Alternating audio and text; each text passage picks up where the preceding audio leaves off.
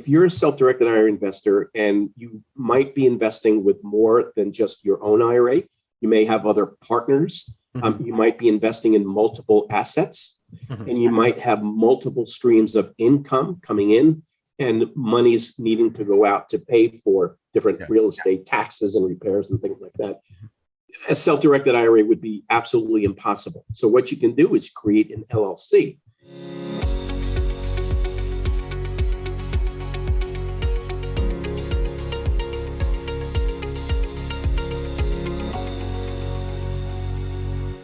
All right, ladies and gentlemen, it's Aaron Fragnito here with another episode of the Passive Cash Flow Podcast, and we're here with a great guest. We're with James Jones. How are we doing today, James? Good. I'm great, Aaron. Thank you for having me. How are you? Oh, very well, my friend. So, James, I wanted to have you on the show here because you work with ALTO IRA, and ALTO IRA, in my opinion, is really changing the game a little bit, changing the space in innovative ways with self-directing your IRA. And so I want to just introduce ALTO to our guests, introduce you as well. But how does ALTO differ from other IRA custodians?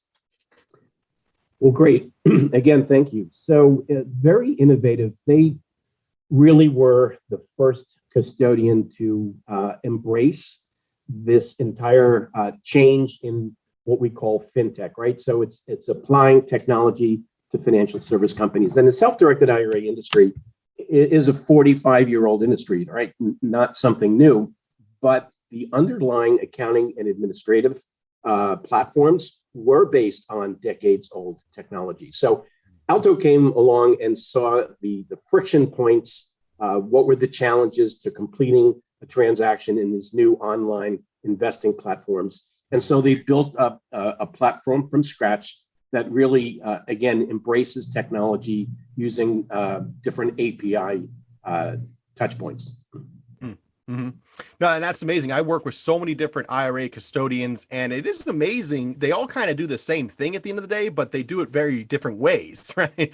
Some of them need to read through the whole operating agreement and every single document and approve it. And then it takes like 7 business days to like come back to you. And they're like, oh, by the way, you missed a comma here. We'll need to review for 7 more days once you send back the fixed version with the comma. And I'm just like, this does not make sense. And what I liked about ALTO IRA is it seems like you guys have found a way to kind of speed up that process. So kind of like walk me through it. So I'm someone who's an IRA, let's say it's with Fidelity and it's riding the stock market. I'm like, you know what? I want to take 1/3 of my IRA and I want to put it into professionally managed real estate with People's Capital Group because I've been watching their podcast and that host is so handsome and so energetic and trustworthy. I feel like I want to invest with People's Capital Group. That's what most people are saying I hear on the street. And how would they, thank you. How would they go about doing that exactly?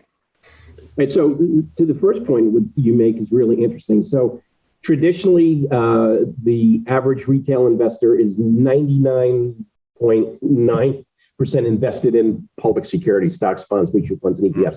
And what we've seen over the last 5-6 years, finally, thanks to the Jobs Act and the new ways to raise capital through Regulation A+, D, CF, is now we're seeing customer portfolios increase 5% to 10%, in some cases, as much as 25 to 30% investing in alternatives, because in essence, that's the reality and the makeup of institutional portfolios, right? Private equity firms, family offices, institutional investors, on average, have about 1/3 of their portfolio. So as a retail investor, how do you do it? There are 3 steps, and I'll outline them, and it's really about an 8 to 10 minute process. Wow. Period. And so the first is opening the account. So you would go to ALTO IRA, you would put in your name and the email address. That begins the mechanism for opening an account instantaneously. You come back, fill in your address, your date of birth, and social security number.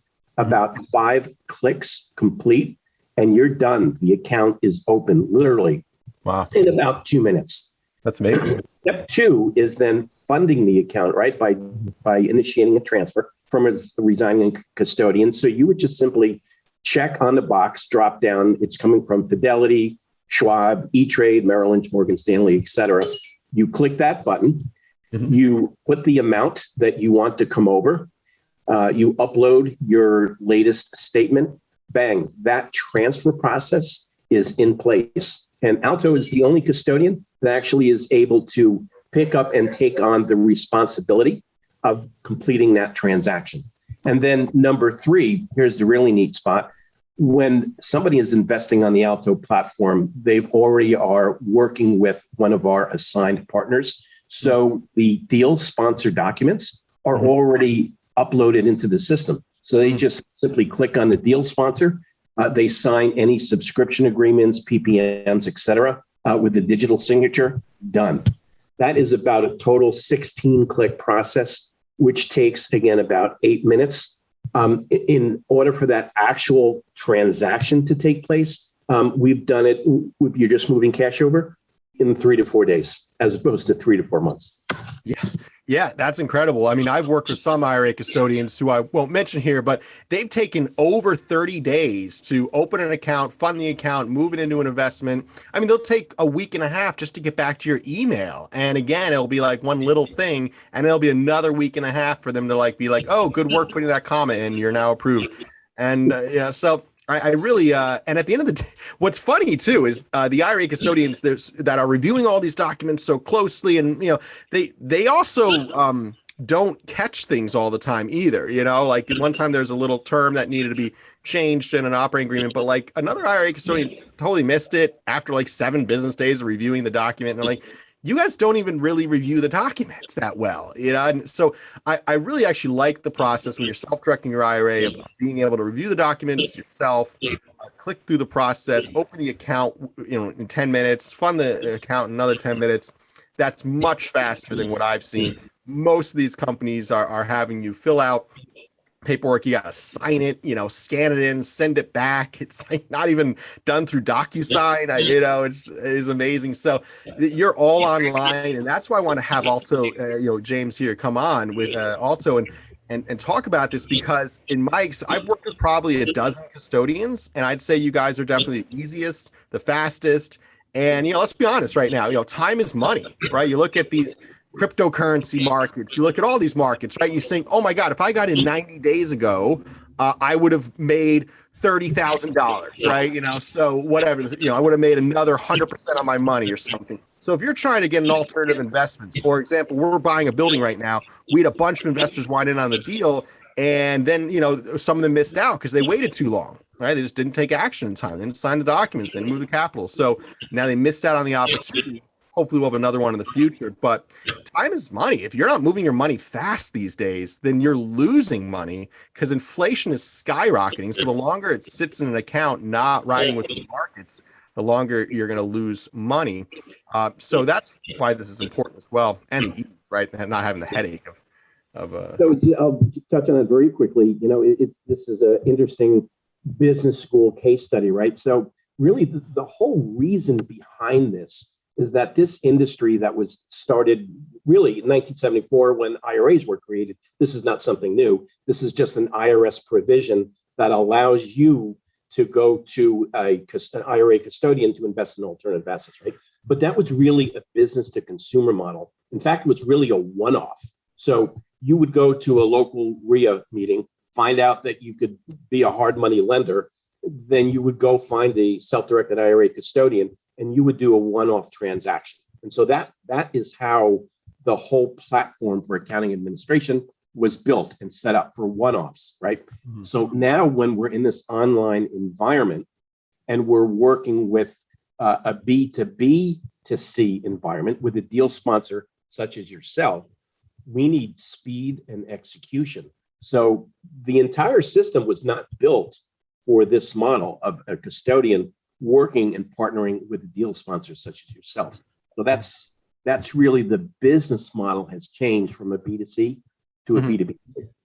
Yeah, and as an operator, I love it. I mean, I can upload my documents right to your file there, right online. And, I did that. It took me about 10 minutes. I have all the documents ready to go, offering memorandum, operating agreement, LLC information.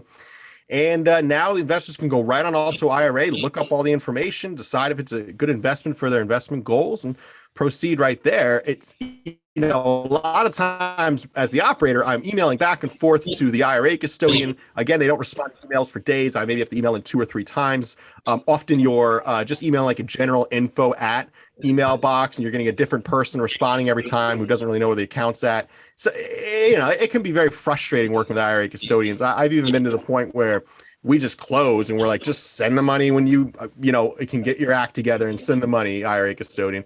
And, so that's always frustrating.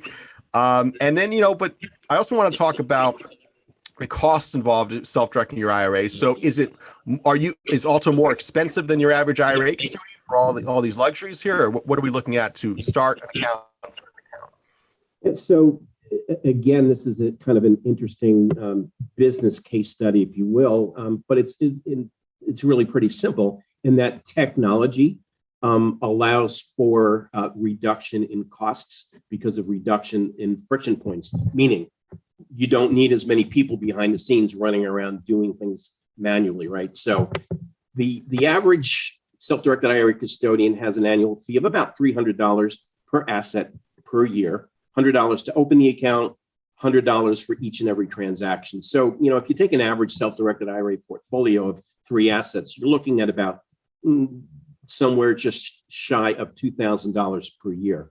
So let's take a portfolio of $10,000 that's spinning off 10% return.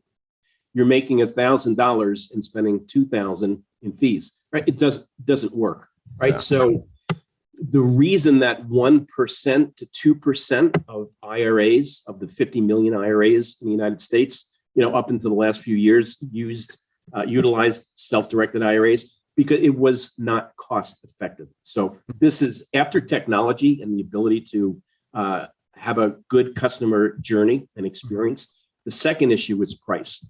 And so the price becomes prohibitive in most cases under a portfolio of about 50,000. So when we're seeing a lot of deal sponsors now coming into the market and allowing investors to start at $500, $1,000 to invest, it just doesn't work. So our technology has enabled us to offer a flat $100 fee per year on a monthly subscription basis, period. And that's it. That can be 1 asset, 3 assets, 10 assets, 50 assets, $100 flat fee. And if you're on our platform as a deal sponsor, there's a $10 transaction fee. So now $1,000, $2,000 investment across 3 assets absolutely makes economic sense. Sure. So you're saying I could self-direct $1 million in the Alto IRA and only pay $100 fee? Correct. Wow, that's really incredible. I mean, yeah, because you're talking 1%.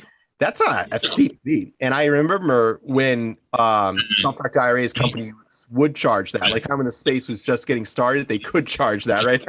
Now, if that's your business model, good luck, right? Who's really, it's a much more competitive space, which is good for the consumer. The cost to self-direct your IRAs come down, which will allow more people to do that. And, if we've seen anything in the last couple of years or so, the stock market, I don't know, it seems a little rigged. I mean, we look at some of these stocks, they're going up, and you look at what the companies are actually doing, and you're just scratching your head.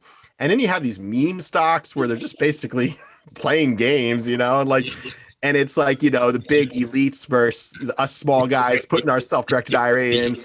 There's really a war brewing in a way, you could call it that, or just a division maybe of the elites with their big Fortune 500 companies and their BlackRock and all their capital behind them, who've been moving and controlling the markets for years and calling the shots. It seems like the little guys kind of getting his say again by being able to self-direct your IRA, pick out what you want to invest in. Maybe it's real estate, maybe it's cryptocurrency, maybe it's an opportunity in a small business, a startup company or something. So, obviously the rules and regulations and what you can and cannot invest in.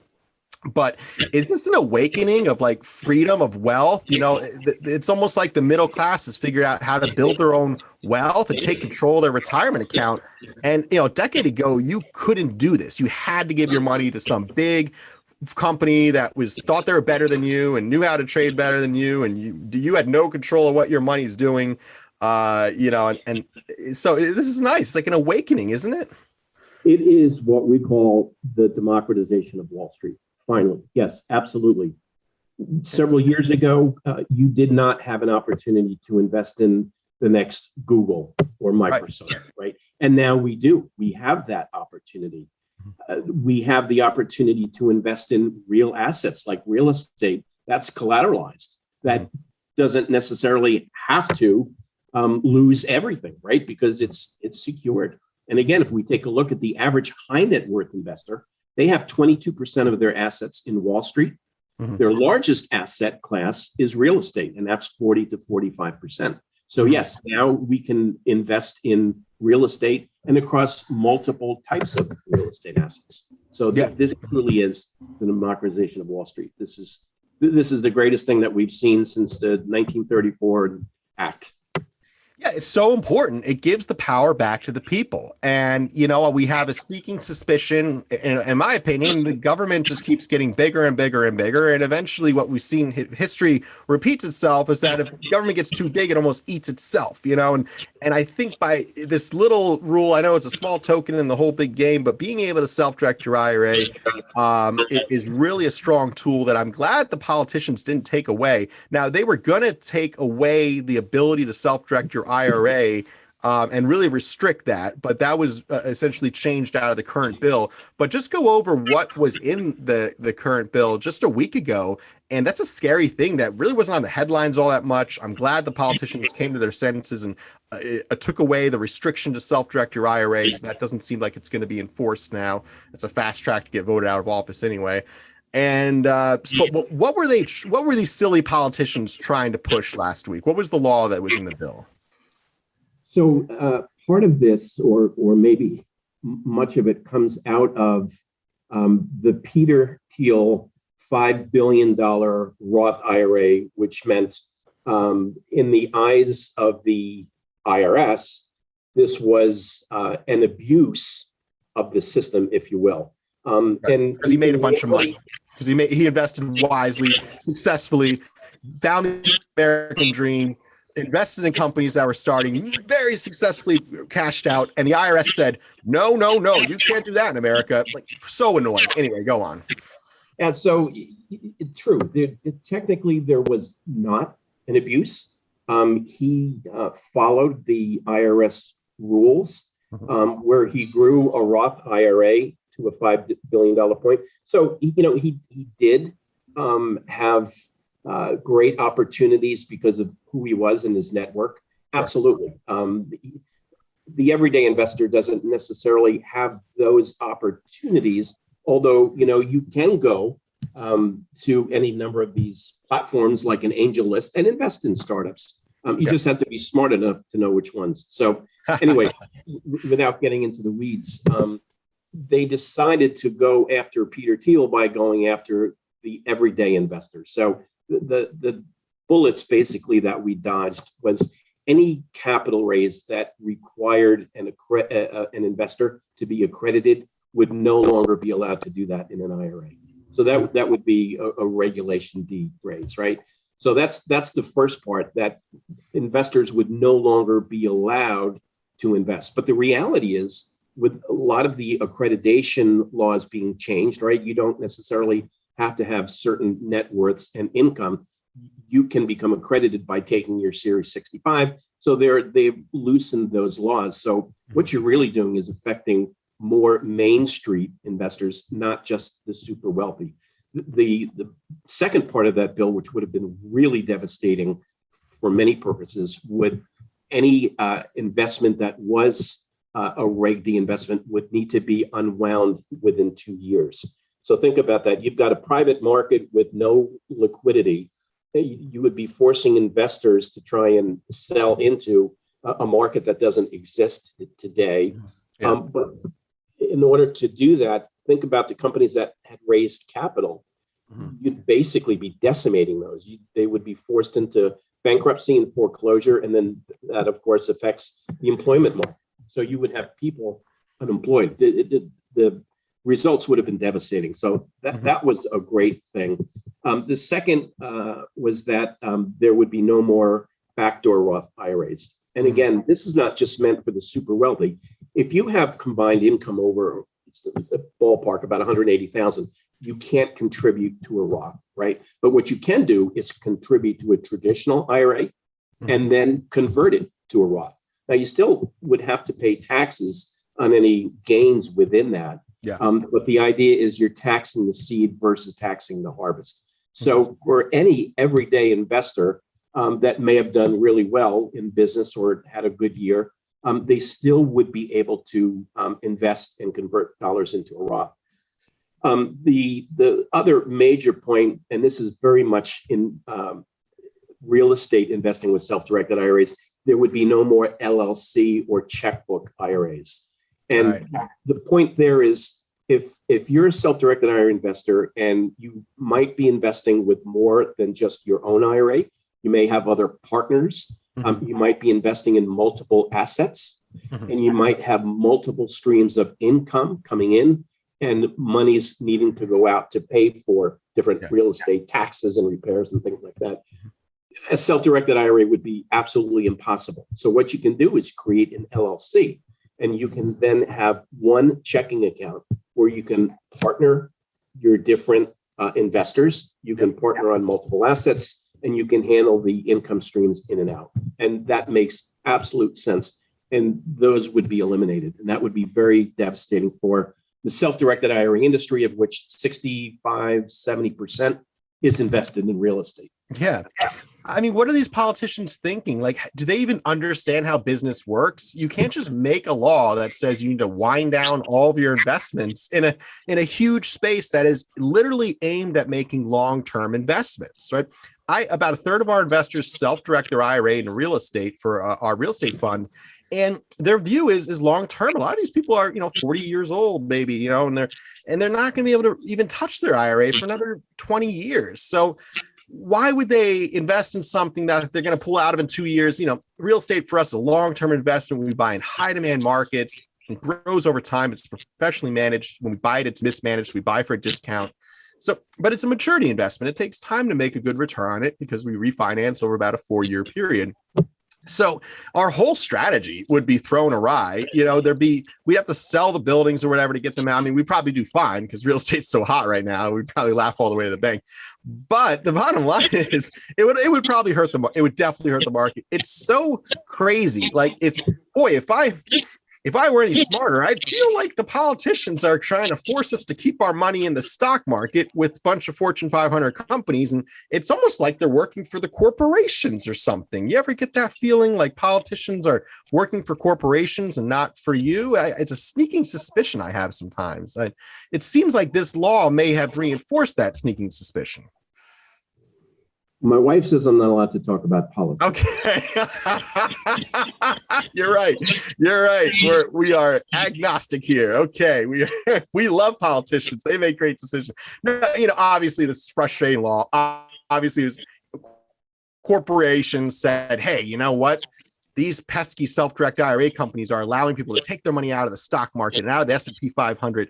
And we don't like that because we're the S&P 500, right? And by the way, we funded your campaign. So you got to, so it's so obvious a law to restrict us from getting out of the rat race of having to put your money in the S&P 500, which, all those companies are now too big to fail anyway. So they're not really acting like responsible companies anyway, because they're too big to fail. They know if they make a bad bet, they're going to get bailed out by our tax dollars. So is that the casino you really want to have all your eggs in for your retirement? And a lot of people are saying, nay, I'm tired of the S&P 500. I'm tired of not controlling my retirement account and not even knowing what I'm really being charged for, or what my broker's really even investing in, or what value he's bringing.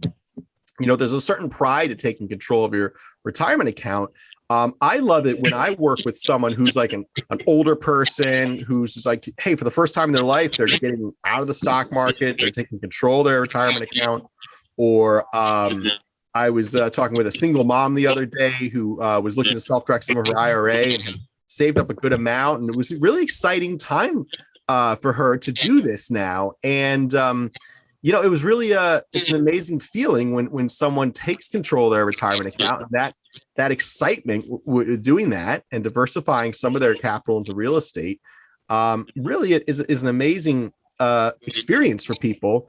And I'm so glad the government didn't take that away for multiple reasons. Do you see that law coming back in place, or has that really lost steam at this point?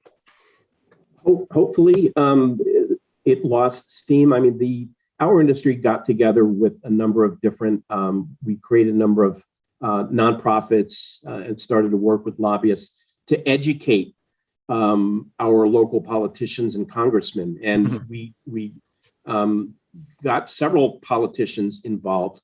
And I think, part of it comes from when the government is looking to raise taxes, they tend to look at areas where there might be either loopholes or areas where the IRS might not be getting what they feel is their rightful and fair share of taxes paid. And so, one of those areas that people look to in checkbook IRAs is that it's not always as visible to the IRS what the valuation of those assets are. And so the IRS has what's called a dirty dozen list.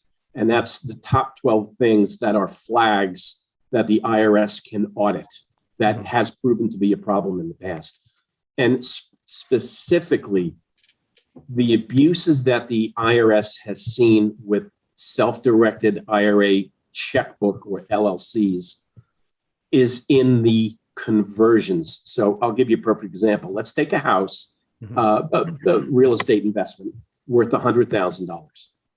And they want to convert that IRA from a traditional self-directed IRA to a Roth IRA. So what has been done in the past is they devalue that asset by getting an appraiser or somebody that will say, hey, it's a knockdown house, it's only worth $10,000. Right. And so then when they do in what they call an in-kind conversion, that house sits in the IRA, owned by the IRA, converts to a Roth. The taxes due on the Roth IRA is a $10,000 investment. So they only pay the IRS $3,000 versus $30,000. So in other words, it's when Roth conversions are done in kind and the underlying owned asset is devalued in an improper way, the IRS loses out on the money. And that's the crux of the problem, where if the assets aren't visible to the IRS, how do they know, what the value is and therefore the tax? That's the underlying problem. So I think many congressmen have realized the benefits of being able to invest in these alternative investments to help our own retirement and be less dependent on the government. So hopefully that will be in the rearview window. Okay. No, absolutely. And, I understand that, people are always trying to avoid paying taxes, and tax fraud is an issue. And we want to make sure everyone is paying their fair share. But I almost feel like they set the rules of the game, the IRS, and then it's like, oh no, people are winning too much. They're making too much money, and we need to crack down on the success here in America. It's just backwards. It's just, it's not the way it's supposed to be in this country. It's not what we found it on. So hopefully they change that mindset of trying to restrict people from building wealth. And honestly, the more you try to restrict people from building wealth, the less time you'll be in office, quite frankly, right? So we'll see how that pans out.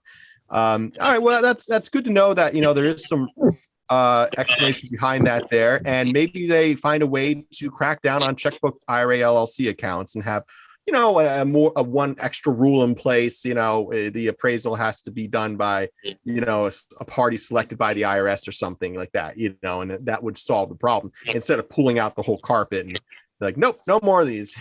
So that's good. Yeah. So, there's an annual form called a 5498 that needs to be filed, right? And so if you have a 5498 for the underlying assets in the checkbook IRA, the problem solved. Yeah, exactly. Good. Okay, so one more question for you here, James, and we'll wrap up here for the morning. So how would I self-direct a solo 401k? A lot of people I work with are small business owners and have a solo 401k. And what's the process of making your 401k into a self-directed IRA, essentially? So you're talking about the perfect industry, real estate, where you have people that are involved as real estate investors, or realtors, et cetera. But yeah, you're speaking to an industry to a great degree is a 1099, all right? Or it could be a gig worker, right? Or a combination of the above. But you have the absolute opportunity to put away up to $58,000 a year. And there are actually two different programs where you can do that. So we'll start with a solo 401k. And that's really for business owners that do not have employees. They may have a partner or a spouse, but they're allowed to set up a plan where the employer and the employee can contribute. You can use a Roth solo 401k. So you're putting in after-tax money, but again, that whole conversation like the Peter Thiel, monies that come out of that are never taxed, okay? As long as there's a 5-year holding period on the underlying asset for capital appreciation. But that being said, the distributions that come out are always tax-free. Again, you can put up to $58,000 a year. And for those that are 50 and older, there's an additional $6,500 in a catch-up provision.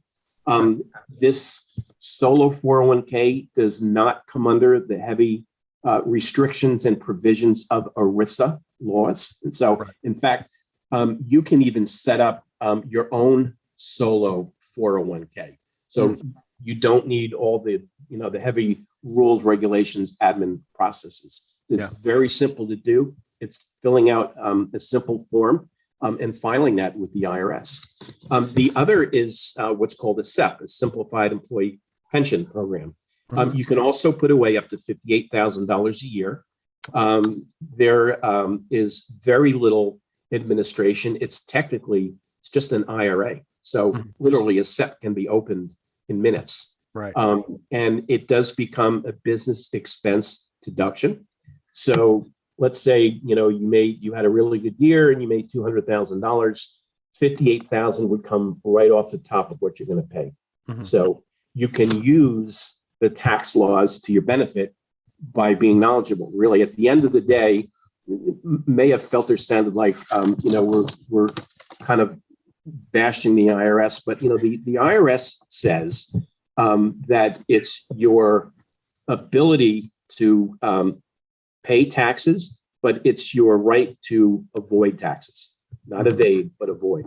So you just need to know the rules and play by the rules. But if you do, you're allowed to avoid taxes in a legal way by following.